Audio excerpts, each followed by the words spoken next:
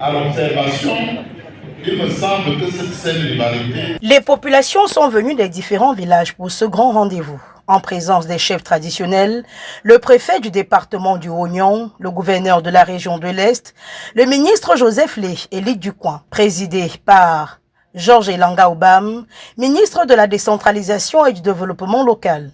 Après l'exécution de l'hymne national, le mot de bienvenue viendra de Madame le maire Gisèle Mpass, qui remercie le directeur général du FECOM et le ministre de la décentralisation et du développement local, Monsieur Georges Elanga Obam, de la haute estime du gouvernement en faveur des populations de Doumé qui lui ont été loyales.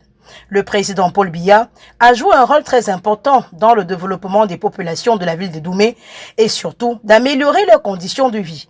L'hôtel de ville n'est pas qu'un édifice.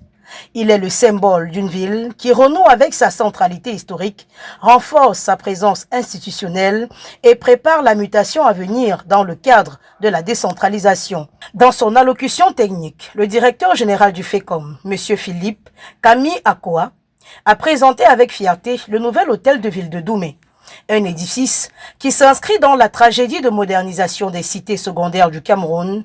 Ce bâtiment se définit par une architecture futuriste de R+1, rez-de-chaussée plus un étage, avec un financement de 429 millions de francs CFA entièrement mobilisé. Pour le ministre de la décentralisation et du développement local, M. Georges Elanga Obam, il remercie les populations de Doumé pour cet accueil chaleureux, ainsi que Madame le maire pour ses mots chaleureux à son égard. Le gouvernement fera toujours des efforts pour satisfaire les populations et leur bien-être. Puis viendra alors, en apothéose, la coupure du ruban inaugural, suivie de la visite minutieuse par les membres du gouvernement des principaux services du nouvel hôtel de ville, guidé par Madame le maire, et en plus de la découverte de la plaque commémorative gravée pour l'éternité.